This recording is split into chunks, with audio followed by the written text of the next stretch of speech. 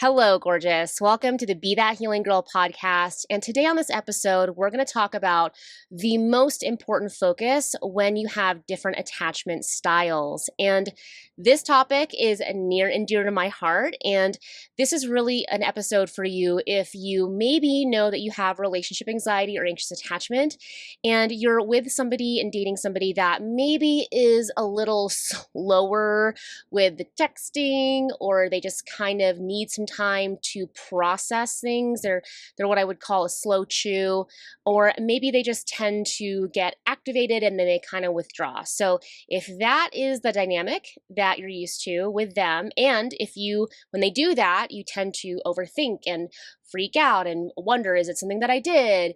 Then this episode is truly for you. Make sure to send it, save it, download it, whatever you have to do.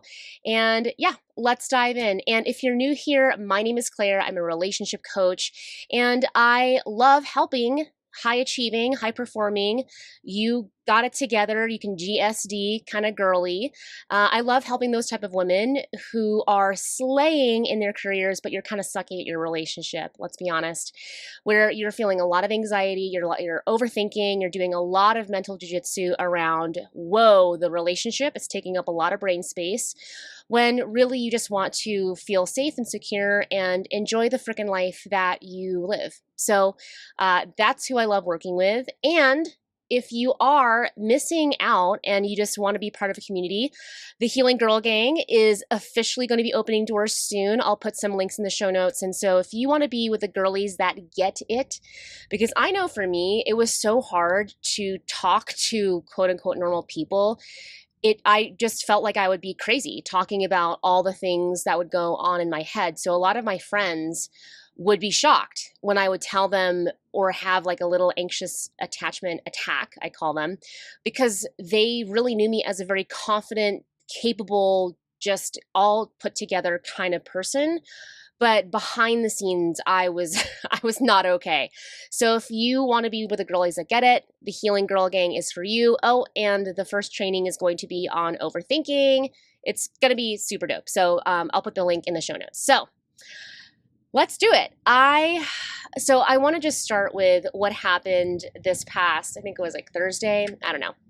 So one of the things that we do, my husband and I, in repairing our attachment styles, and yes, we are married and we still have to work on how we communicate and how we relate. I think that's also something that is just, how do I describe it? People don't understand that just because you get married and you get the ring, it doesn't make poof everything better and you ride off into the sunset. That is not true. And our marriage stats here, at least in the States, show that people think, oh, we get married and it's like, oh, we just ride off happily into the sunset. And I will tell you right now that that's not true, and that being in a marriage takes effort and cooperation and work and communication, all the things. So anyway, just because you get married doesn't mean that you're in the clear, all right? And talk to people who are married, they get it. So one thing that we do is we check in with each other every week. And maybe I'll make this like a training or something, but how we've done it from just, I think about how we approach our relationship now compared to when we first started dating. It's so drastically different. Doing a check-in, like what? No, that was not happening. So maybe I'll do a training on that sometime, but DM me and let me know. So we do weekly check-ins, and it's actually one of our favorite things to do these days. And quite honestly, this is going to sound so crazy, but Craig is really into it. Like sometimes I am not in the mood and I just want to watch TV and watch them Below Deck. And he's like, hey, let's do our check-in. And I'm like, no, I'm just kidding. A little bit sometimes. But he's so good because it's just this way of us connecting. Anyway, so we did our check-in, and one of the things that I said was like, I think I need some romance this week. I need some romance. So this was on Monday, the week goes by, and Thursday we had planned on going to this really hoppin' Mexican spot. That's probably less than a mile down from where we're staying. If you didn't know, we travel full-time in our RV. Right now we're in Denver, right at the bottom of the foothills. It's so dope.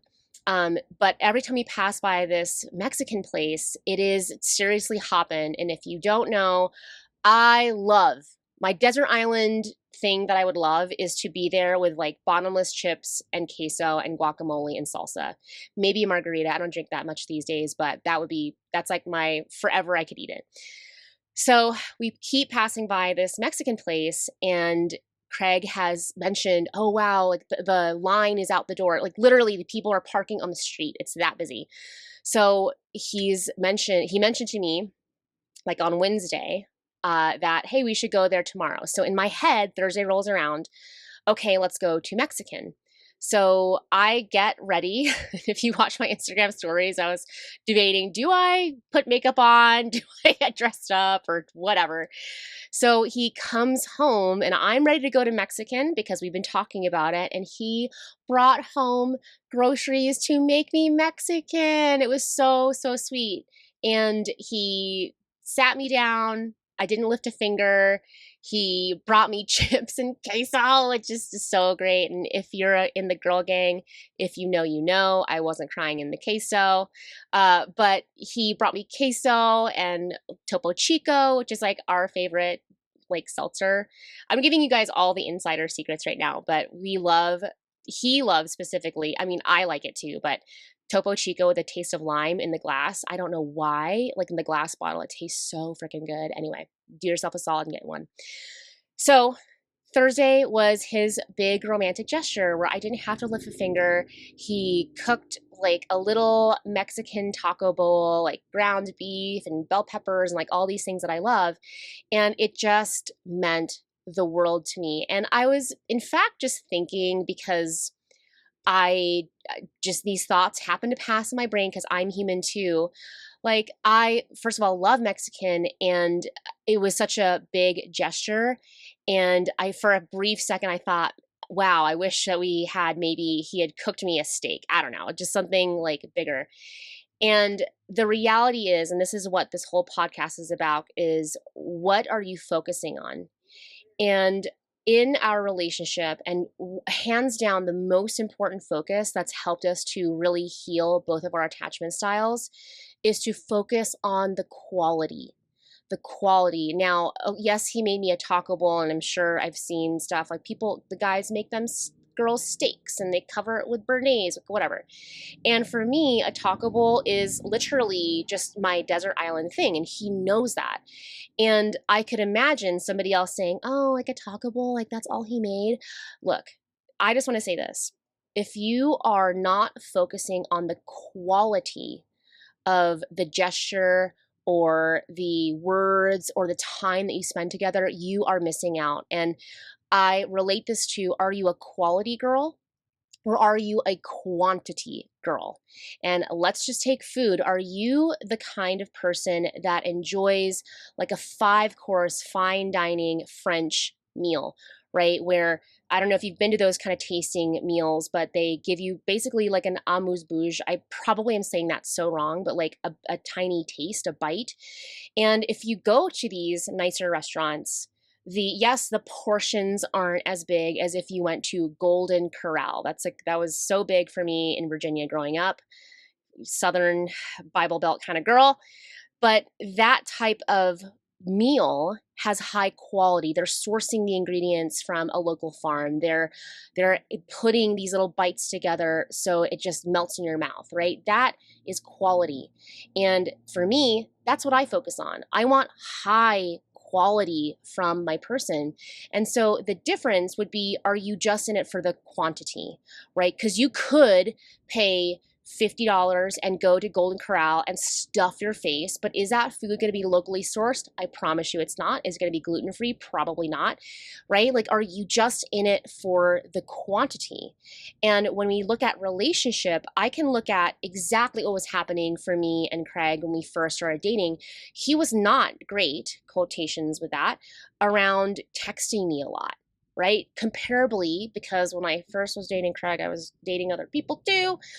Highly recommend. Really helps you to not be so anxious.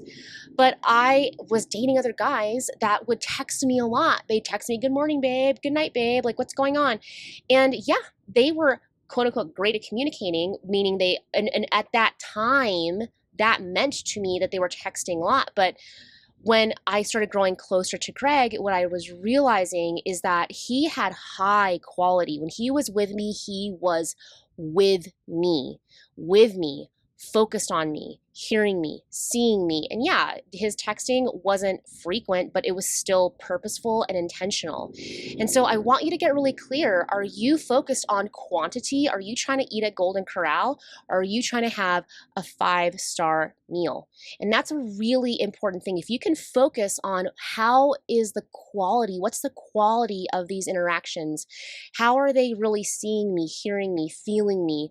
What's their intention? Is it high quality?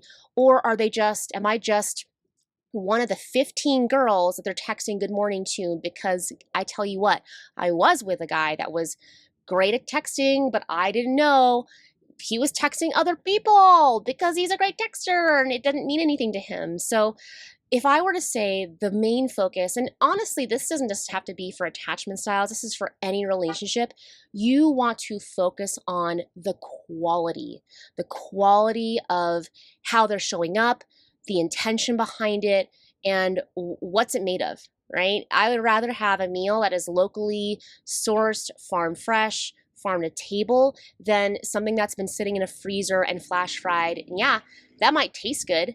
I mean, I'm not saying having a nice French fry from McDonald's isn't great, but that's not going to sustain you over time. So hands down, the quality is the most important thing. And when I look back at how Craig and I have created such an amazing relationship, is because my focus through trial and error, through hard times, I had to learn that the most important thing was the quality, who he was being behind it, what was his character in his interactions with me, who he was being, okay? So that's the episode. I hope you have somebody that will make you taco bowls and let you rest and bring you queso. And honestly, the chips that he brought too, I don't even know. I've never seen this brand, and they were like the best chips, because I hate like a restaurant style chip that's super thin, like a thin chip. Get out of here. I want a thick, real thick chip. Like almost like a pita chip, okay? But tortilla. So I hope you are laying the foundation to focus on quality. Yeah, just even that. I don't want a thin, low quality chip. I want a thick chip.